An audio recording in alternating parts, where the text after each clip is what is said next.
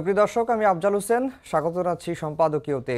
জুলাই গণঅভ্যুত্থানের আগে পরে দেশের নতুন রাজনৈতিক বাস্তবতা, জুলাই সনদ, গণতন্ত্রের উত্তরণ, অন্তর্বর্তী সরকারের অর্জন এবং সরকারের উপর জনগণের আস্থা সহ সমসাময়িক রাজনীতির নানা বিষয় নিয়ে আমাদের আজকের সম্পাদকীয় নতুন বাস্তবতা, পুরনো প্রশ্ন। আর এ নিয়ে কথা বলতে সময়ের মুখোমুখি কবি, চিন্তক ও রাজনৈতিক বিশ্লেষক ফরহাদ মাঝার। দর্শক, আপনারাও এই আলোচনায় অংশ নিতে পারেন, এজন্য আপনাদের ফোন করতে হবে টেলিভিশনে দেখানো নম্বরে। এছাড়া ফেসবুকের মাধ্যমেও আপনাদের মতামত পাঠাতে পারেন। আলোচনার শুরুতেই জানিয়ে দেব এখনকার প্রধান শিরোনামগুলো। মাইলস্টোন ট্র্যাজেডিতে ঝরে পড়ল আরও 2 শিক্ষার্থী, আইমান মাকিন সহ 33 মৃত্যু। রাইসা মায়ার শেষ যাত্রায় শোকে বিহ্বল স্বজন, শিক্ষক নিপুর কবরে বিমান বাহিনীর শ্রদ্ধা। পাইলট তৌকিরের পরিবারের সঙ্গে মির্জা ফখরুলের সাক্ষাৎ, বিমান দুর্ঘটনাকে ঘিরে দেশকে অস্থিতিশীল করার চেষ্টায় স্বার্থান্বেষী মহল, অভিযোগ বিএনপি নেতাদের। এনসিপির রাজনীতি করতে আগ্রহীদের ভয় দেখানো হচ্ছে, সহায়তা করছে প্রশাসনও, অভিযোগ হাসনাতের। শেখ হাসিনার চাপে দেয়া ফিটনেসবিহীন দেশ মেরামতের ঘোষণা নাহিদের। সীমান্ত হত্যা থামছেই না, ফেনীর পরশুরামে বিএসএফের গুলিতে 2 বাংলাদেশি নিহত, গুলিবিদ্ধ 1 নারী, শিশুসহ 21 রোহিঙ্গাকে শেরপুরে পুশিন করল ভারত। এবং লঘুচাপ নিম্নচাপে রূপ নেয় উত্তাল বঙ্গোপসাগর, 4 সমুদ্র বন্দরে 3 নম্বর স্থানীয় সতর্কতা সংকেত। ভোলা থেকে 10টি নৌরুটে যান চলাচল বন্ধ, নিচু এলাকা প্লাবিত। দর্শক, শিরোনাম শুনছিলেন। আমরা আজকের আলোচনার বিষয় দিয়েছি নতুন বাস্তবতা, পুরনো প্রশ্ন। আজকে আমাদের সঙ্গে যুক্ত হয়েছেন কবি, চিন্তক ও রাজনৈতিক বিশ্লেষক ফরহাদ মাঝার। আপনাকে শুরুতেই স্বাগত জানাচ্ছি। আজকে আলোচনা করব 5 আগস্ট অন্তর্বর্তী সরকারের 1 বছর পূর্ণ হবে। এই 1 বছরে নানা ঘটনা ঘটে গেছে। 8 আগস্ট এই অন্তর্বর্তীকালীন সরকারের 1 বছর পূর্ণ হবে। এই 1 বছরের মধ্যে নানা রকম ঘটনা ঘটে গেছে, বিচার, সংস্কার, নির্বাচন নিয়ে নানা আলাপ হয়েছে, রাজনৈতিক দলগুলোর মধ্যে বিভাজন, বিভেদ দেখা দিয়েছে, সরকারের মধ্যেও ব্যর্থতা, সমন্বয়হীনতা দেখা দিয়েছে। এই যে জুলাই গণঅভ্যুত্থান ঘিরে মানুষের যে আকাঙ্ক্ষা তৈরি হয়েছিল, সেটা অনেকটা ফিকে হয়ে গেছে বলে অনেকেই মনে করছেন। আপনিও একটি অনুষ্ঠানে একটি বক্তব্য দিয়েছিলেন, আপনি বলেছিলেন যে প্রত্যাশা করেছিলাম সেটি পূরণ হয়নি। আসলে এই সরকারের সফলতা ব্যর্থতার জায়গাটা কোথায়? আমি তো সরকারের প্রত্যাশা নিয়ে কোনো কথা বলিনি, যতদূর আমি জানি। জি, আমি সবসময় রাষ্ট্র নিয়ে কথা বলেছি। কারণ আমাদের সমস্যাটা হলো, আমাদের একজন বুদ্ধিজীবী মহলে বা এমনি সাংবাদিকতা মহলে তারা সবসময় সরকারকে ফোকাস করে। ফলে যখন আপনি সরকারকে ফোকাস করবেন, তখনই বোঝা যাবে এটা কিন্তু এক হিসেবে অনেকটা আওয়ামী যেই ন্যারেটিভ, এটাকে ফিরিয়ে আনার চেষ্টা। আমাদের পুরো অভ্যুত্থান যখন যদি বলেন গণ অভ্যুত্থানের লক্ষ্য কিন্তু নতুনভাবে রাষ্ট্র গঠন করা, সরকার না। সরকার তো সম্পূর্ণ পরে আসবে। নতুন রাষ্ট্র গঠন করার জন্য যেটা দরকার ছিল তা হলো যে এই সংবিধান, যে পুরনো যে সংবিধান, এটাকে ফেলে দেওয়া, টুপ্পু যিনি আছেন এখন তাকে সরিয়ে দেওয়া, এবং একটা পূর্ণ ক্ষমতা সম্পন্ন অন্তর্বর্তীকালীন সরকার গঠন করা, এবং তারপরে গণতান্ত্রিক প্রক্রিয়া, কনস্টিটিউয়েন্ট অ্যাসেম্বলি, এই কাজগুলো করা। তার ফলে আমার সবসময় আমার বক্তব্য ছিল রাষ্ট্রের কেন্দ্রিক চিন্তা যেন আমরা করি, সরকার কেন্দ্রিক না। দেখুন, সরকার কেন্দ্রিক চিন্তা যখনই আমরা করব, তার মানে এই সরকারকে যত বেশি রকম আমরা নাস্তানাবুদ করতে পারবো, যত বেশি সংখ্যকভাবে তাকে আমরা দুর্বল করতে পারবো, এতে কার সুবিধা? এতে ওই পুরনো ফ্যাসিস্ট সরকার বা পুরনো ফ্যাসিস্ট যাদেরকে আমরা পরাজিত করেছে জনগণ, এদেরকে ফিরিয়ে আনার জন্য আমরা সরকার করছি। তার মানে কি, রাষ্ট্র গঠনের ক্ষেত্রে যে ব্যর্থতা, এটা তো এই সরকারের ব্যর্থতা না, এটা তো যারা গণঅভ্যুত্থান করেছে বা জনগণ যারা এটার সঙ্গে যুক্ত ছিল, এটা তো তাদের ব্যর্থতা। কারণ আমরা 8 তারিখে কি করলাম? 8 তারিখে তো আমরা সম্পূর্ণ পুরনো সংবিধানের অধীনেই এটাকে ঢুকিয়ে দিলাম। ফলে আমি বলবো যে আমাদের নিঃসন্দেহে ব্যর্থতা আছে, কিন্তু এই ব্যর্থতা সরকারের না, এই ব্যর্থতা আমাদের সমাজের। এবং সেখানে আমি কিছু জিনিসকে খুব চিহ্নিত করি আমার অভিজ্ঞতা থেকে। আমি মনে করি বাংলাদেশে যে বুদ্ধিজীবিতার যে স্তরটা, বুদ্ধিজীবীর স্তরটা যেই পর্যায়ে রয়েছে, সেখানে রাষ্ট্র এবং সরকারের পার্থক্য স্পষ্ট না। অথচ এই কাজটা কিন্তু বুদ্ধিজীবীরা করার কথা, বুঝিয়ে দেবার কথা। একাডেমিক লেভেলে, যেমন ঢাকা ইউনিভার্সিটি যেসব বড় বড় অধ্যাপকরা আছেন যারা না, আপনি পড়াশোনা আপনি একটা বক্তব্যে বলছিলেন যে বাংলাদেশের বুদ্ধিজীবীদের মেরুদণ্ড নেই, যখন যার পক্ষে দাঁড়াবার দরকার তার হ্যাঁ, পক্ষে দাঁড়ানোর কর্তব্য, এটি নীতির জায়গা, সবচেয়ে কঠিন সময়ে নীতির পক্ষে দাঁড়ানো দাঁড়ানো কঠিন। না নিঃসন্দেহে এটা তো একটা দিকই বলছি, কিন্তু আমি অন্যভাবে কথা আপনাকে বলছি। দেখুন, রাষ্ট্রের প্রশ্নটা সরাসরি সমাজের বুদ্ধিজীবীদের স্তরের সঙ্গে সম্পৃক্ত। হুম, কারণ কথাটা হচ্ছে এরকম, গণ অভিপ্রায় কথাটা বলা হয় যে আধুনিক গণতান্ত্রিক রাষ্ট্র যে যে ভিত্তির উপর দাঁড়ায় সেই ভিত্তিটাকে বলে গণ অভিপ্রায়। এখন গণ অভিপ্রায়টা কারা তৈরি করেন? মূলত তারা তৈরি করেন বুদ্ধিজীবীরা। তারাই বুঝান রাষ্ট্র কাকে বলে, সরকার কাকে বলে, গণ অভিপ্রায় কাকে বলে, গণ সার্বভৌমত্ব কাকে বলে, সার্বভৌমত্বের প্রশ্নটা কি, নির্বাচনটা কিসের নির্বাচন, কেমন সরকার বনাম রাষ্ট্রের পার্থক্য, এটা বুদ্ধিজীবীরা বোঝায়। তাহলে বাংলাদেশে বর্তমান ব্যর্থতার জন্য ১ নম্বর যারা দায়ী তারা হলেন সাংবাদিক, ২ নম্বর যারা দায়ী তারা হলেন বুদ্ধিজীবী। সাংবাদিকদের দায়টা কারণ কিভাবে? সাংবাদিকরা সঠিক প্রশ্ন করা উচিত ছিল, এই প্রস্তুতি তাদের দরকার ছিল। তারা যেহেতু এর আগেও এই পুরনো যে সরকারের আমলে তারা তো সাংবাদিকতা করেছেন, ফলে সেখান থেকে তারা অভ্যস্ত হয়ে গেছেন। তার মধ্যে আমি বলবো যে ঠিক আছে, আমি তাদের এক ধরনের বেনিফিট অফ ডাউট দিতে পারি, কিন্তু এছাড়া তো তারা তো একটা দলীয় একটা জায়গায়, আমাদের ধরুন আমি আজকে ১৫-২০ বছর তো কোনো টেলিভিশন হুম, হুম, আমাকে তো দেখা যায়নি, হুম, তো এটা তো সাংবাদিকরাই করেছে।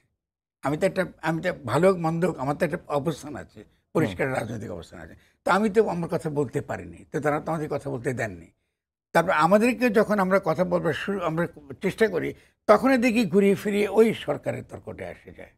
সরকার অবশ্যই সমালোচনা হতে পারে, আমি কিন্তু বলছি না সরকারের সমালোচনা হবে না, হবে। হুম। কিন্তু আপনি তো মূল গণঅভ্যুত্থান নিয়ে যদি আপনি কথা বলতে চান, আপনাকে অবশ্যই রাষ্ট্র নিয়ে কথা বলতে হবে, সরকার না। কিন্তু সরকার আসবে। কিন্তু মানে সাধারণত আমাদের মানে সাধারণ জ্ঞানে যে রাষ্ট্র তো চালাই সরকারে। নো, রাষ্ট্র চালায় জনগণ, জনগণ চালাবার কথা। যদি জনগণ না চালায় তাহলে এটা গণতান্ত্রিক রাষ্ট্র না। আচ্ছা। খুব সহজ কথা। যদি গণতান্ত্রিক রাষ্ট্র না, তাহলে আপনি সাংবাদিক, আমরা, আমাদের সকলের কাজ হবে প্রথমত এমন একটা রাষ্ট্র গঠন করা যেটা জনগণ পরিচালনা করে। নইলে এটা গণতন্ত্রই না। মানে হুম, আপনার কথা যদি মেনে নিই, হুইচ ইজ ট্রু, আপনি ঠিকই বলছেন। আমরা তো একটা ফ্যাসিস্ট রাষ্ট্র ব্যবস্থার মধ্যে আছে। তো হুম, এটা তো এখনও আছে। তাহলে শেখ হাসিনা তো বাংলাদেশ থেকে যায় নাই আসলে। হুম, হুম। তার ভূতটা তো পুরোমাত্রা এখানে আছে, সর্বত্র। জি, আপনি এই কথার মাঝে বলছিলেন যে ৭২-এর সংবিধান, আপনি নতুন সংবিধানের কথা বলছেন। কিন্তু এই টেবিলে বসে আমি বেশ কয়েকজনকে জিজ্ঞাসা করেছি যে তারা বলছেন যে যদি একটা নতুন সংবিধান হয় তাহলে ওই সংবিধানের আলোকে যারা দায়িত্ব নিবেন, রাষ্ট্র ক্ষমতায় আসবেন, তারা যে আবার ফ্যাসিস্ট হয়ে উঠবে না, এর গ্যারান্টিটা কি? এর গ্যারান্টি হচ্ছে নতুন গঠনতন্ত্র প্রণয়ন করা, জনগণের অভিপ্রায়কে বাস্তবায়ন করা। খুব সহজ। যদি আপনি জনগণের অভিপ্রায়কে যদি বাস্তবায়ন করেন, নতুন নতুন গঠনতন্ত্র শব্দটা কিন্তু সংবিধান না। হুম, সংবিধান শব্দটা ব্যবহার করে কলোনিয়াল রুলাররা। আচ্ছা। মানে যারা, ধরুন আমি আপনাকে শাসন করতে চাই, তো আমি একটা আইন দিয়ে শাসন করব। হুম, কিন্তু আমি যদি জনগণ যদি নিজেরা নিজেদের একটা রাজনৈতিক ব্যবস্থা গড়ে তুলতে চায়, এটাকে বলে গঠন। হুম, তো দেখুন, আমি ২০২৩ সালে যে বই লিখেছি, সেই বইয়ের নাম ছিল গণ অভ্যুত্থান ও গঠন। হুম, সংবিধান বই নেই। ফলে কনস্টিটিউশন শব্দটার বাংলা কিন্তু গঠন। হুম, ফলে যদি আমরা এটাকে তন্ত্র আকারে বলি, উপায়, তাহলে এটাকে বলা হবে গঠনতন্ত্র। হুম, মানে কি করে গঠন করলাম, তার মধ্যে আমার সংস্কৃতি থাকবে, আমার ইতিহাস থাকবে, আমার ঐতিহ্য থাকবে, আমার নীতিবোধ থাকবে, অনেক কিছু তার মধ্যে থাকবে, এবং তার মধ্যে আইনের দিকটাও থাকবে। হুম, আইন তো গঠনতন্ত্র প্রণয়ন করে না, আইন প্রণয়ন করে জাতীয় সংসদ, আইন প্রণয়নী সংস্থা। হুম, ফলে সংবিধান কি করে আইন তৈরি করবেন তার নির্দেশনা দেয়। মানে গঠনতন্ত্রটা হলো একটা একটা একটা জনগণের অভিপ্রায়ের ভিত্তিতে একটা দার্শনিক প্রস্তাবের মতো, যে হুম, এই নীতির ভিত্তিতে তুমি তোমার আইন প্রণয়ন করবা, এই নীতির ভিত্তিতে তুমি তোমার রাষ্ট্র পরিচালনা করবা, এইভাবে নির্বাহী বিভাগ হবে, এইভাবে বিচার বিভাগ হবে, ৩টা বিভাগে কী আন্তঃসম্পর্ক এরকম হবে, ব্যক্তির কী অধিকার থাকবে, পুলিশের কী সম্পর্ক থাকবে, সেনাবাহিনী কী ভূমিকা থাকবে। এটা আপনাকে গঠনতন্ত্র এটাকে ঠিক করে। ফলে দেখুন সমাজের আমরা কত পশ্চাৎপদ রয়ে গেছে। আমরা এখনও কিন্তু যখন আমরা বলি সংবিধান, সংবিধান, আরে এটা তো কলোনিয়াল আমলের ভাষা এগুলো। হুম, তা আমরা তো একটা স্বাধীন দেশ, তো স্বাধীন দেশ কেন সংবিধান থাকবে? স্বাধীন দেশ তবে গঠনতন্ত্র, জনগণ যেটা নিজেরা বসে তারা এটা স্থির করে। ফলে আমার বক্তব্য সবসময় ছিল, গণ অভ্যুত্থানের মধ্য দিয়ে একটা গাঠনিক মুহূর্ত তৈরি হয়, এটাকে হুম, বলে কনস্টিটিউটিং মুভমেন্ট। হুম, এই মুহূর্ত যদি আমি ধরতে পারি, সেটা একটা গাঠনিক শক্তি। জনগণের গণ অভ্যুত্থান করছে, শেখ হাসিনাকে আমরা আমরা আমরা তাড়িয়ে দিয়েছি। এখন নতুন রাষ্ট্র গঠন করবার পালা। তাহলে তার প্রথম কাজই হবে যে এই পুরনো সংবিধান ফেলে দেওয়া, ফেলে দিয়ে ঘোষণা দেওয়া আজ থেকে আমাদের আদেশে গণ অভ্যুত্থান যারা নেতৃত্ব দিয়েছে জনগণের অভিপ্রায় ধারণ করে তারাই দেশ এখন শাসন করবে, এবং তারা দেশ শাসন করে কিসের ভিত্তিতে? ফরমান দিয়ে, আদেশ দিয়ে। এটাই হচ্ছে যে রাজনৈতিক সাহিত্য বলুন কি আপনার আইন বলুন, এটাই হলো মূল কথা। তো কেন তারা ফরমান দিতে পারবে? কারণ এটাই বলা হয় যে জনগণই ক্ষমতার উৎস। তাহলে জনগণ যদি গণ অভ্যুত্থান করে থাকে, তাহলে জনগণের যারা প্রতিনিধি তারা অবশ্যই আদেশ দিতে পারে। সেনাবাহিনী যদি আপনার সামরিক অভ্যুত্থান করে, অভ্যুত্থান করার পরে সে ফরমান দিয়ে দেশ চালায়, তাহলে জনগণ পারবে না। এটা তো যে কোনো কাণ্ডজ্ঞানের বিষয়। কিন্তু কিন্তু জনগণের প্রতিনিধির কথা বলছেন, এর সঙ্গে তো রাজনীতি জড়িয়ে আছে। গণ অভ্যুত্থান রাজনীতি না? হ্যাঁ, তো তাহলে এই এটা তো সর্বোচ্চ রাজনীতি। গণ অভ্যুত্থান পরবর্তী বাংলাদেশে রাজনীতির চেহারা কতটুকু বদলেছে? আরে ভাই, গণ অভ্যুত্থান তো রাজনীতি, আর কি চেহারা হবে? গণ অভ্যুত্থান নিজেই তো রাজনীতি। এখন গণ অভ্যুত্থানের পরে আপনি কি অর্জন করতে পারলেন, কি পারলেন না, তার ভিত্তিতে পরবর্তীকালের আপনার রাজনৈতিক পরিস্থিতি নির্ভর করবে। কিন্তু গণ অভ্যুত্থান তো আপনি জনগণকে ইতিমধ্যে প্রতারণা করা হয়েছে। কারণ আপনি 8 তারিখে কেন এই যে পুরনো সংবিধানের অধীনে আপনি নিলেন? তার মানে জনগণকে ইতিমধ্যেই আপনি প্রতারিত করা হয়েছে, জনগণকে ক্ষমতা থেকে ইতিমধ্যেই বাদ দিয়ে দেওয়া হয়েছে। এবং জনগণকে যেন বাদ দেওয়া হয় এবং পুরনো লুটেরা মাফিয়া শ্রেণী আবার ক্ষমতা আসে, তার জন্য নির্বাচন নির্বাচন নির্বাচন নির্বাচন বলে আসছে। নির্বাচন ছাড়া আপনি নতুন করে গণতন্ত্রের পথে উত্তরণের পথটা কি? নতুন যেটি করে বিএনপির গণতন্ত্রের সঙ্গে তো নির্বাচনের কোনো সম্পর্ক নাই। কোথায় পেয়েছেন এটা? নির্বাচন হয় আপনি ডুবিত গণতন্ত্র। গণতন্ত্র মানে তো জনগণের অভিপ্রায়কে বর্তমান করে তোলা। নির্বাচনটা হচ্ছে একটা পদ্ধতি মাত্র। নির্বাচন পদ্ধতির মধ্যে বিভিন্ন ক্ষেত্রে নির্বাচন হবে। যেমন গণ অভ্যুত্থানের পরে নতুন যে অন্তর্বর্তীকালীন সরকার আসে, তারা প্রথম যে নির্বাচনটা করে এটা বলে গণপরিষদ নির্বাচন। তাহলে নির্বাচন বললে তো কিছু মিন করে না। আপনাকে বলতে হবে কিসের নির্বাচন আপনি চান। তাহলে এখন যারা লুটেরা মাফিয়া শ্রেণী, তারা যেই তত্ত্বটা দিচ্ছে সেটা হলো তারা সরকার নির্বাচন চায়। তার মানে গণ অভ্যুত্থান বাদ, এই যে এতগুলো লোক মারা গেল, এটার কোন রকম মূল্য কোনো কিছু আমরা পাবো না। তারা আবারও 15 বছর 20 বছর আমাদের ক্ষমতায় এসে আমাদেরকে লুটপাট করবে। এটা কি আপনি চান? এটা কোনো নাগরিক এটা চাইতে পারে? তাহলে আমাদের গণ অভ্যুত্থান লোকগুলো মূল্য কী জন্য? এই যে আপনি কোনো সাইদের কথা বলেন কি, মুগ্ধের কথা বলেন কি, প্রায় 12-1400 মানুষ মারা গেল, পঙ্গু হয়ে বসে রইল, এরা কি খালি একটা নির্বাচনের জন্য জীবন দিয়ে দিল? এটা কি যুক্তি? এটা তো একটা অবিশ্বাস্য দেশে আমরা বাস করি, যেখানে একটা সুস্থ সম্পন্ন কোনো সুস্থ মস্তিষ্কের কোনো লোক নেই। এটা তো হতে পারে না। আপনি নির্বাচন চাইবেন অবশ্যই, কিন্তু কিসের নির্বাচন চাইবেন? আপনাকে অবশ্যই নির্বাচন চাইতে হবে প্রথম গঠনতন্ত্র প্রণয়নের জন্যে একটা গণপরিষদ নির্বাচন, এটা চাইতে হবে আপনাকে। ভালো কথা, কিন্তু এটা তো আপনি চাইছেন না। আপনি বলছেন যে নির্বাচন দাও, আমরা সরকারে যাই, তারপরে দেখা যাবে দেশে কি হয় না হয়। কেন? আমরা এই গণ অভ্যুত্থান কি খালি এই নতুন করে ক্ষমতা বসাবার জন্য? জনগণ আত্মহত্যা দিয়েছে। তাহলে নতুন রাজনৈতিক বন্দোবস্তের কি হবে? রাজনৈতিক বন্দোবস্তটা কি? আমি বন্দোবস্তের শব্দ বুঝি না, আমি বুঝে বলেন।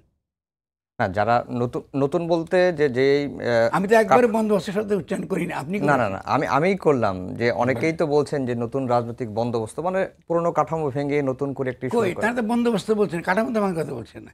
তারা বলছে পুরনো মাফিয়া টাসবে যেগুলো আছে লুটপাট করতে, তাদের নিজেদের মধ্যে সলা পরামর্শ। এটা হলো রাজনৈতিক বন্দোবস্তের মানে।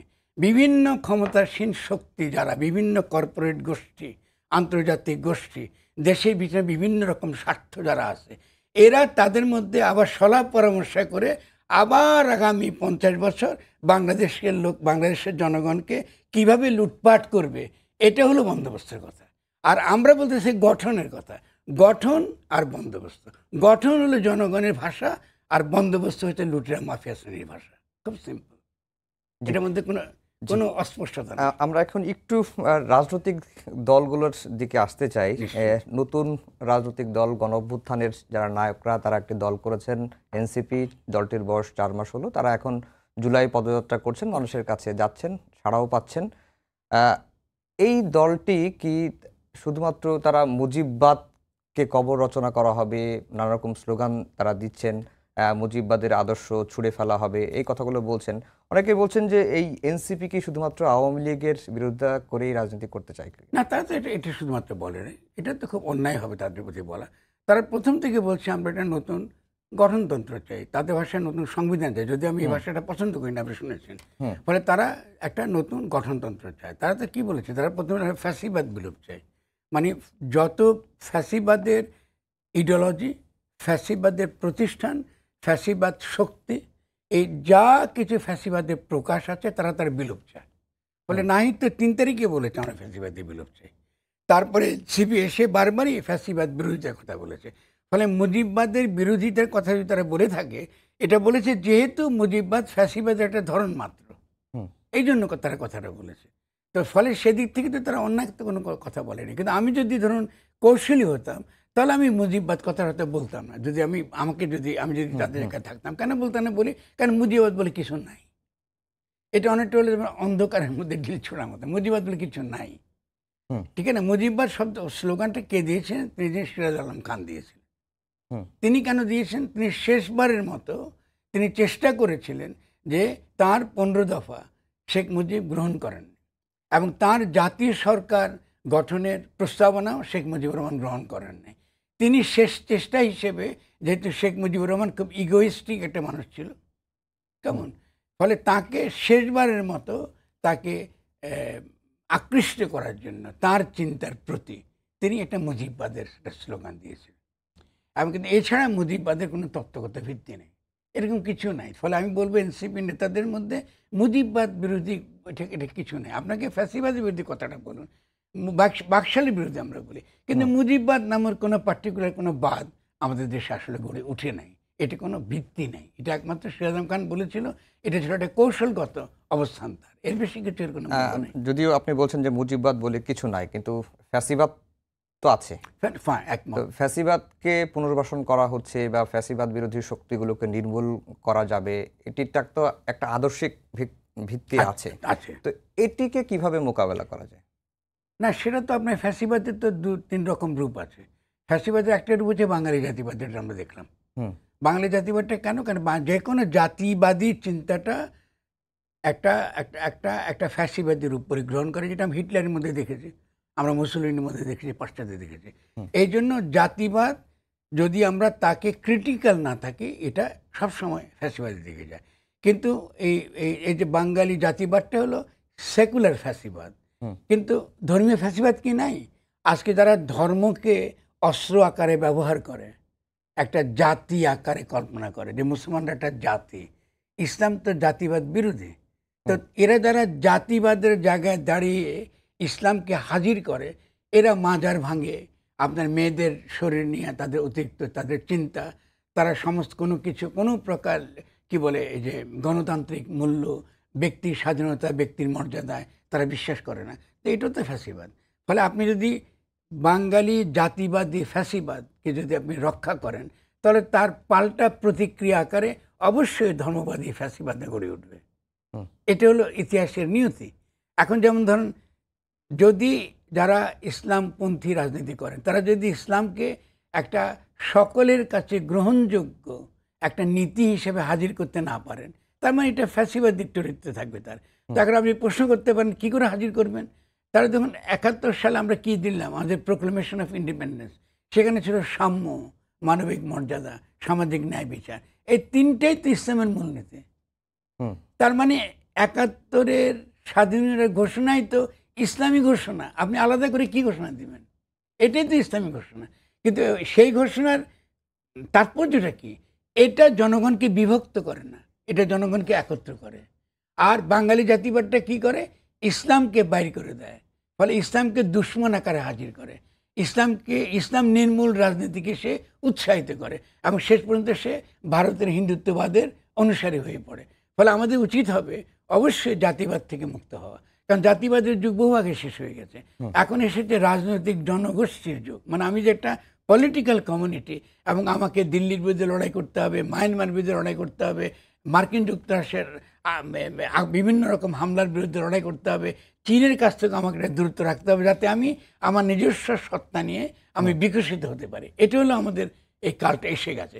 ফলে শব্দটা হলো রাজনৈতিক জনগোষ্ঠী। আমরা একটা পলিটিক্যাল কমিউনিটি, তার মধ্যে বিভিন্ন মতের লোক থাকতে পারে। কেউ হতে পারে, কেউ ইসলাম তার কাছে গুরুত্বপূর্ণ মনে হয়, সেই ইসলামকে নিয়ে সকলের সঙ্গে বসবে, ইসলামের যে মর্মটা গ্রহণযোগ্য এটা সকলে গ্রহণ করবে। আবার সেকুলাররা আছে, তারাও বলবে যে না, আমরা এই আরও কিছু ইতিবাচক দিক আমরা কন্ট্রিবিউট করতে পারি। হ্যাঁ, তারাও তাদের কথা বলবেন। বা তাদের সনাতন ধর্মাবলম্বীরা আছেন, তারাও বলবেন আমি রাজনৈতিক জনগোষ্ঠীর অন্তর্গত, আমারও কিছু নাগরিক অধিকার আছে, ফলে আমিও কিছু অবদান রাখতে চাই সংস্কৃতির ক্ষেত্রে, কি ভাষার ক্ষেত্রে, কি রাষ্ট্র গঠনের ক্ষেত্রে। ফলে ইভেন কি নাস্তিকরাও কিছু করতে পারে। নাস্তিকতাও কিন্তু অ্যাথিজমটা কিন্তু মানবতাবাদের সঙ্গে যুক্ত। আমাদের দেশে কোনো নাস্তিক নাই সেই অর্থে, এগুলো সব বিকৃত মস্তিষ্কের লোকজন। কারণ নাস্তিকতা কখনোই অন্য ধর্মের মানুষকে আঘাত করে না, অন্য ধর্মের তার যে অনুভূতিকে কখনো আঘাত করে। সেই অর্থে পাশ্চাত্যের যে অ্যাথিজম, এটা সবসময় গড়ে উঠেছে মানবতাবাদের কেন্দ্র করে, যেহেতু মানুষের মহিমাটা প্রচার করা এবং প্রতিষ্ঠা করাটা গণতান্ত্রিক রাষ্ট্রের একটা অন্যতম লক্ষ্য। এই জন্য নাস্তিকতার ধারাকারে গড়ে উঠেছে। তো আমাদের এখানে তো সেভাবে গড়ে ওঠে নেই। আমাদের এখানে ইসলাম নির্মূল রাজনীতি, ইসলাম বিদ্বেষ রাজনীতি, ওই যে সন্ত্রাসের বিরুদ্ধে অনন্ত যুদ্ধের আপনার সহযোগী হয়ে আমরা এগুলোকে ডেভেলপ করেছি। ডেভেলপ করার পরে আমাদের বহু আবর্জনা জমেছে, এগুলোকে তো সাফ করতে হবে। এখন এগুলো সাফ করতে হলে আমাদের ওই পলিটিক্যাল কমিউনিটির কনসেপ্টটা সামনে আনতে হবে। ফলে আমরা একটা শক্তিশালী রাজনৈতিক জনগোষ্ঠী হিসাবে বিশ্বসভায় হাজির হতে পারবো। হ্যাঁ, আমাদের দেশের যে ধর্মভিত্তিক রাজনৈতিক দলগুলো রয়েছে, আপনি যেমনি বলছিলেন যে প্রোক্লেমেশন অফ ইন্ডিপেন্ডেন্সেই অনেক কথা বলা, মূলত ইসলামী কথাই মানুষকে এক করার কথা বলা হচ্ছে। কিন্তু যারা বাংলাদেশে ধর্মভিত্তিক রাজনীতি করছেন তারা শরিয়া আইন প্রতিষ্ঠার কথা বলছেন, সেটি কি সাংঘর্ষিক? কারা? আমাদের এরকম কোনো বড় দল তো নেই। জামাত ইসলামী তো আসলে ধর্মভিত্তিক রাজনীতি করে না। এই জন্য জামাত ইসলাম সম্পর্কে বলি যে তাদের নামটা বদলানো দরকার, এটা দেশের জন্য মঙ্গলজনক। জামাত ইসলামীতে যখন যে তাদের যে নিবন্ধনের জন্য তারা যেটা আবেদন রেখেছে, ওটা তো গণতন্ত্র চেয়েছে, ওটা তো ধর্মভিত্তিক রাজনীতি করছে তারা বলে। আরো বেশ কয়েকটি দল বলুন, আছে, আপনি বলুন, আমি বলছি। যেমন হচ্ছে ইসলামী আন্দোলন বাংলাদেশ, খেলাফত মজলিস, তারা তো শরিয়া আইনের কথা বলেন। খেলাফত মজলিস যদি নিবন্ধন গিয়ে থাকে, যদি নির্বাচনে যেয়ে থাকে, তাহলে এখনকার যে আইন আছে সে আইন অনুসারে তো সে নিবন্ধনই পাবে না। ফলে বাংলাদেশে তো এক নম্বর। 2 নম্বর, তো ফিলোসফিক্যালি ধর্মভিত্তিক রাজনীতি করছে এরকম কোনো রাজনৈতিক দলকে আমি দেখছি না। কারণ ইসলাম তো আকিদা না, ইসলাম তো নামাজ কালাম রোজা বন্দেগি, বেহেশ থেকে যাবে না যাবে এটা না। ইসলাম মানে তো শরিয়া না। শরিয়া একটা দিক মতো, শরিয়া আমার জন্য শরিয়া, ঠিক আছে, আমি একটা মুসলিম পরিবারে জন্মগ্রহণ করেছি, ফলে আমার জন্য শরিয়া মানে শুরু। শরিয়া মানে শুরু, মানে সহজ সরলভাবে, মানে আপনি যখন কোনো একটা ধর্ম পালন করবেন, কিছু আকিদাগত দিক, কিছু আপনার যেটা আপনাকে মানবেন, মানার মধ্য দিয়ে এরপর আপনি তরিকায় যাবেন। মানে এরপরে আপনি কি নিয়ম মানলেন, তারপর আপনি কোনো একটা মানুষকে, যেমন রসুলকে আপনার মডেল কেন্দ্র করে আপনি তার মতো হতে চাইবেন। এরপরে আপনি কী, আপনি যেমন হাকিকত is the stage of understanding, যে আপনি যখন কোনটা ধর্ম কোনটা অধর্ম এর পার্থক্য বুঝবেন। এরপর আছে মারেফত, এরপর আছে জ্ঞানের রাজ্য, প্রজ্ঞার রাজ্য। ফলে আমাদের এখানে শরিয়া ভিত্তিক আপনার আন্দোলন আমি দেখছি না, দাবি করে অনেকে, কিন্তু ও তো জানি না এই পার্থক্য। আপনি জামাত সম্পর্কে কথা যেটি বলছিলেন, যে আপনার বক্তব্যটাই আমি নিয়ে এসেছি, একটু কোট করতে চাই, যে জামাত ইসলামী দলটাকে আমি অসম্ভব পছন্দ করি, অসম্ভব ভালোবাসি তাদের নেতাদের। তাদের প্রথম দিন থেকেই বলছি, ভাই আপনারা কিন্তু 72 সালের পর আপনাদের জামাত ইসলামী নামটা রেখে দিয়েছেন, এটা অন্যায় হয়েছে। কারণ 71 সালে আপনাদের যে ভূমিকা, এটা বাংলাদেশের নামে যে রাজনৈতিক জনগোষ্ঠী তৈরি হয়েছে সেই স্পিরিটের পক্ষে যায় না। এখন নাম পরিবর্তন হলেই কি 71-এর ভূমিকা নিয়ে তাদের প্রশ্ন? আমি তো একটু উল্লেখ করলাম, তারা তো গণতন্ত্র চাইছে, তারা তো গণতন্ত্র চাইছে, 1 নাম্বার। আর 71-এ ইডিওলজিক্যালি তো লেফটরাও, যারা নকশালি মার্কসিস্ট লেনিনিস্ট, তারা তো 71-এর যুদ্ধকে বিরোধিতা করে, তাতে কি এসে যায়? এটা তো ইডিওলজিক্যাল কোশ্চেন, করতেই পারে। কিন্তু আপনি যখন পরাজিত শক্তি আকারে, কারণ তারা কি করেছে, তারা তো শুধুমাত্র এই ধরুন আজকে বামদের কথা ধরুন, আমাদের যে গুরুত্বপূর্ণ নেতা আব্দুল হক বলুন কি আব্দুল মতিন, অত্যন্ত শ্রদ্ধাভাজন যারা, তারা তো ডেফিনেটলি মেনে নেয় যে আপনি এই পুরো পাকিস্তানকে আপনি স্বাধীন করে ফেলবেন, আলাদা করে ফেলবেন, তাহলে দিল্লির আধিপত্য প্রতিষ্ঠিত হবে। তাদের বক্তব্য ছিল এর দ্বারা দিল্লি উপকৃত হবে। তাই তো হয়েছে দিল্লি। তো ফলে তাদের তো একটা অবস্থান আছে, পরিষ্কার অবস্থান। ফলে তাদের ইডিওলজিক্যাল অবস্থান তো ভিন্ন, সে থাকতেই তো পারে, এটা তো কোনো দোষের কিছু না। কিন্তু আপনি যখন জামাতে ইসলামী মানবাধিকার অপরাধ, মানে তিনি এই যে যে অপরাধগুলো করেছে, তার বিরুদ্ধে যে অভিযোগগুলো হয়েছে, যার জন্য তার বড় বড় নেতাদের ফাঁসিও পরবর্তী হয়েছে। ফাঁসিটা ঠিকই বেঠিক হয়ে অন্যায় হচ্ছে, সেটা পরের তর্ক, কিন্তু এটা তো রয়ে গেছে আমার সমাজের মধ্যে। তাহলে একটা রাজনৈতিক জনগোষ্ঠী তার অস্তিত্বকে আপনি স্বীকার করেন নাই যেই রাজনৈতিক দলের নাম নিয়ে, সেই নামটা আপনি কেন রাখেন? এক নাম্বার। দুই নাম্বার, যদি আপনি বাংলাদেশ জামাতে ইসলামী নাম রাখেন, তাহলে বাংলাদেশ আওয়ামী লীগও ফিরে আসবে। কারণ দুটাই একই মুদ্রার এপিঠ আর ওপিঠ। আওয়ামী লীগ আর জামাতে ইসলামী একই মুদ্রার এপিঠ আর ওপিঠ। একটা নাম যদি আপনি রাখেন, আরেকটা নাম চলে আসবে। কিন্তু যদি আপনি এই যে তারা যখন নিবন্ধন করছেন, তারা তো গণতন্ত্রের কথা বলছেন, এরপরে যদি ইসলামের সম্পর্কে যাই আমরা, সাম্য, মানবিক মর্যাদা, সামাজিক ন্যায় বিচার ছাড়াও আরও অনেকগুলো দিক আছে যেটা আমরা আগামী দিনে বিশ্ব সভায় যদি আমরা হাজির থাকতে চাই, আমাদেরকে সেটা আলোচনা করতে হবে। কেমন? যেমন ধরুন, আধুনিক গণতান্ত্রিক রাষ্ট্র খ্রিস্টীয় ধর্ম থেকে, খ্রিস্টীয় ধর্মতত্ত্ব থেকে তার উৎপত্তি ঘটেছে। ফলে আধুনিক গণতান্ত্রিক রাষ্ট্র আনক্রিটিক্যালি আমাদের গ্রহণ করা উচিত না। এটা একমাত্র রাষ্ট্রের ধর্ম হতে পারে না। রাষ্ট্রে আরও নানান রকম ধর্ম হতে পারে।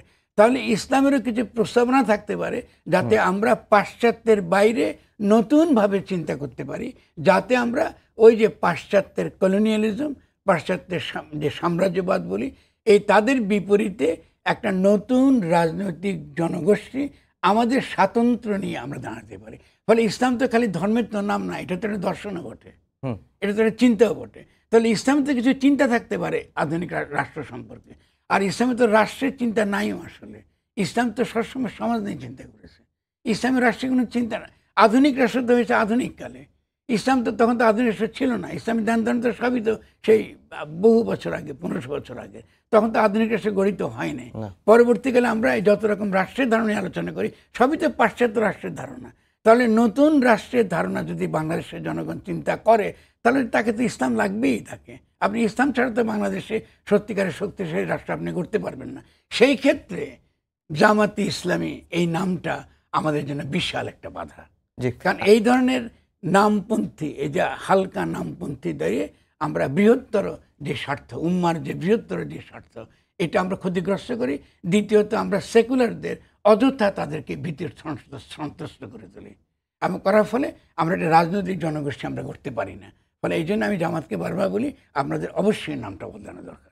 জি, আমরা একেবারে শেষের দিকে চলে এসেছি। শেষ একটি প্রশ্ন করেই আজকের আলোচনাটা শেষ করতে চাই। আপনি গণঅভ্যুত্থানের যে ঐক্য গড়ে উঠেছিল, সেই ঐক্য নিয়ে কথা বলেছিলেন।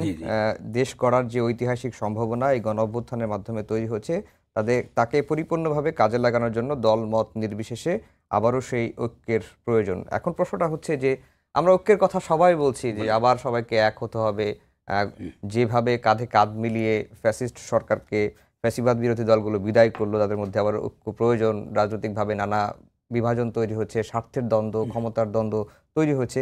তো এই ঐক্যের গড়ার কাজটা আসলে কে করবে? না, আমাদের তো ঐক্য ছিল। আমরা গণঅভ্যুত্থানে আমাদের ঐক্য ছিল। এই ঐক্যের নামটা হলো গণ ঐক্য। এই গণ ঐক্যের ভিত্তিটা কি ছিল? ফ্যাসিবাদ, ফ্যাসিস্ট শক্তি, ফ্যাসিস্ট রাষ্ট্র ব্যবস্থার বিরুদ্ধে জনগণের ঐক্য, গণতান্ত্রিক ঐক্য, Democratic unity of the people. এই গণতান্ত্রিক ঐক্যকে ধ্বংস করার জন্য তথাকথিত জাতীয় ঐক্যের কথা তোলা হয়েছে। আচ্ছা, তাহলে গণ ঐক্য ধ্বংস করছে সেসব রাজনৈতিক দলগুলো, এমনকি বর্তমান সরকারও, যখন তারা গণ ঐক্যর বিপরীতে তারা তথাকথিত রাজনৈতিক দলগুলোর ঐক্যের কথা বলা শুরু করলো। ফলে এটার জন্য আমি ডক্টর ইউনূসকে 100% দায়ী করব ঐক্য নষ্ট করার ক্ষেত্রে। তিনি তো জনগণকে ডাকেন নাই, কিন্তু রাজনৈতিক দল তো গণ অভ্যুত্থান করে নাই, রাজনৈতিক দলের কর্মীরাই করেছে, হুইচ ইজ গুড। আমরা তো দল আকারে তো একত্রিত হই নাই, যে একটা মোর্চাবন্দি করি নাই। তাহলে আমরা দেখেছি মোর্চা না বেঁধেও আমরা আমাদের বৃহত্তর স্বার্থে আমরা একটা ঐক্য করেছি। তো ডক্টর ইউনূস রাজনৈতিক দলগুলোর সঙ্গে কথা বলবার মধ্য দিয়ে এখন একটা অত্যন্ত গভীর রাজনৈতিক সংকট তৈরি করেছেন। এটার জন্য 100% উনি দায়ী। কারণ রাজনৈতিক দলগুলোর সঙ্গে কথা বলা তার কোনো দরকার ছিল না। তার একমাত্র দরকার ছিল জনগণের সঙ্গে কথা বলা, যারা আন্দোলন করেছে এবং শেখ হাসিনাকে তাদেরকে কি পালাতে বাধ্য করেছে। সেক্ষেত্রে বিভিন্ন গ্রুপ আছে, বিভিন্ন সোশ্যাল কি বলে আমরা সিভিল সমাজ আছে, সমাজের বিভিন্ন বিভিন্ন ক্ষেত্রে আপনি শ্রমিক রয়েছে, সেখানে আপনি মেয়েরা রয়েছে, সেখানে বিভিন্ন ব্যবসায়ীরা আছে, আপনি বিভিন্ন রকম সমাজের প্রতিষ্ঠান রয়েছে যেখানে জনগণকে তারা রিপ্রেজেন্ট করে। রাজনৈতিক দলগুলো তো খালি একটা সরকারের জন্য রিপ্রেজেন্ট করে, তারা তো রাষ্ট্র গঠনের কেউ না। তাহলে তার উচিত ছিল জনগণের সঙ্গে কথা বলা। তা তিনি জনগণের সঙ্গে যখন কথা বলেন নাই, ফলে আমি বলবো যে আজকে যে তিনি কোনো জাতীয় ঐক্যমত্য যদি তিনি করতে না পারেন, তার জন্য 100% তিনি দায়ী। না, তাহলে গণ ঐক্য কিভাবে আবার তৈরি হতে পারে? আপনি তো গণ ঐক্য তো আছে, কারণ যে যারা ঐক্য তৈরি করেছে তারা যে নতুন রাষ্ট্র, যে নতুন গণতান্ত্রিক রাষ্ট্রের সম্ভাবনা তারা দেখেছে একবার, তো তারা তো ফিরে যাবে না। বাংলাদেশ 5ই আগস্টের পেছনে আর যাবে না। এখন যেহেতু এই গণ ঐক্যটাকে নস্যাৎ করবার নানান রকম প্রক্রিয়া চলেছে, ফলে স্বভাবতই আমাদের কাছে দৃশ্যমান নাই যে জনগণের মধ্যে ঐক্যের যে চেহারাটা এখনো বজায় রয়েছে, এটা আমাদের চোখের সামনে নাই। কিন্তু আমি দেখতে পাচ্ছি, আমি যেহেতু গ্রামে গ্রামে ঘুরি, আমি দেখতে পাচ্ছি এই ঐক্যটা পুরো মাত্রাতে আছে। এটার প্রমাণ দিচ্ছি আপনাকে। এনসিপি যখনই ঢাকা শহর ছেড়ে জনগণের কাছে যাওয়া শুরু করেছে, তৎক্ষণাৎ তাদের পক্ষে একটা সমর্থন তৈরি হয়েছে, এবং এই সমর্থনটা বাড়বে, কারণ তারা এখনো এনসিপির মধ্যে ওই গণ ঐক্যের মূর্তিটা দেখে। সেই গণ ঐক্যটা দেখে যে এনসিপি হলো ওই বিভিন্ন রকম মত এবং পথের তরুণরা মিলে এই ধরনের একটা দল তারা গঠন করেছে। এখন যদি তারা এখানে তাদের, আমার দিক থেকে তাদের সমালোচনা হবে যদি তারা রাজনৈতিক দল না করতো এত তাড়াহুড়ো করে, বরং তারা একটা এই গণ অভ্যুত্থানকে পূর্ণ করবার জন্যে সংগঠনটাকে তারা যদি গুছাতো, যে আমরা চাই যে যেহেতু একটা সাংবিধানিক প্রতিবিপ্লব ঘটে গেছে 8 তারিখে, আমরা এই গণ অভ্যুত্থানকে পূর্ণ করবার জন্য আমরা সংগঠিত হচ্ছি। কার্যত এটা ছিল রাজনৈতিক দল, কিন্তু মূলত সে একটা নির্বাচনী দল না। কারণ এখন জনগণ ভাবছে, এমনকি বিএনপি ভাবছে যে তারা কি তাদের নির্বাচনের প্রতিদ্বন্দ্বী, তো নির্বাচনের প্রতিদ্বন্দ্বী ভেবে তারা তাদের বিরোধিতা করছে। কিন্তু যদি তারা জনগণের প্রতিনিধি হিসেবে এবং গণ ঐক্যের প্রতিনিধি হিসেবে যদি তারা নিজেদেরকে রাখত, এবং এই যে জেলায় জেলায় তারা যে যাচ্ছে, যদি যাত, পৃথিবীর কোনো শক্তি ছিল না তাদেরকে ঠেকানো। তার মানে এনসিপিও কি অন্য যে দলগুলো আছে তাদের পথেই হাঁটছে? মানে এখনো পর্যন্ত দেখছি আমরা, কিন্তু আমাদের ভরসা তাদের উপরেই, আমরা এই সমালোচনাটুকু তাদের করব, কিন্তু আমরা মনে করি যে নির্বাচনবাদী হওয়াটা চলবে না। এটার জন্য জনগণ তাদেরকে সাপোর্ট করে না। যখনই তারা নির্বাচনের দিকে চলে গেছে, স্বভাবতই তাদের প্রতি সন্দেহের চোখে দেখছে লোকে, এবং এটা তারা চাইছে না এখন, না যতক্ষণ পর্যন্ত না একটা রাষ্ট্র গঠিত হয়। এই বিদ্যমান ফ্যাসিস্ট রাষ্ট্রকে রেখে নির্বাচনের পথে যদি তারা যায়, এনসিপি টিকবে না। এটা আমি আপনাকে অন রেকর্ড বলে দিতে পারি। এনসিপি আর একটা ছোটোখাটো বিএনপি হবে আর কি, তা এতে কিছু আমাদের কোনো লাভ হবে না। কিন্তু এনসিপির কাছে জনগণের প্রত্যাশা যে যেই কাজটা আমরা শুরু করেছি, যে কোনো কারণে হোক না, এটা আমরা কমপ্লিট করতে পারিনি, পূর্ণ করতে পারিনি, তাহলে আমাদের কর্তব্য হচ্ছে সেই কাজটাকে পূর্ণ করা। পূর্ণ করতে হলে নির্বাচনটা তাদের পথ না। হয়তো নির্বাচন তারা যেতে পারে কি যেতে পারে সে ভিন্ন তর্ক, কিন্তু এখন তারা তাদের যে ভাবমূর্তিটা তারা হাজির করেছে, সেই ভাবমূর্তি হচ্ছে এনসিপি বিএনপির মতোই একটা নির্বাচনী দল মাত্র। জি, আপনাকে অসংখ্য ধন্যবাদ, সময় দিয়েছেন আমাদের। সবাইকেই ধন্যবাদ জানিয়ে শেষ করছি আমাদের আজকের সম্পাদকীয়। আগামীকাল আবারও দেখা হবে একই সময়ে। শুভরাত্রি।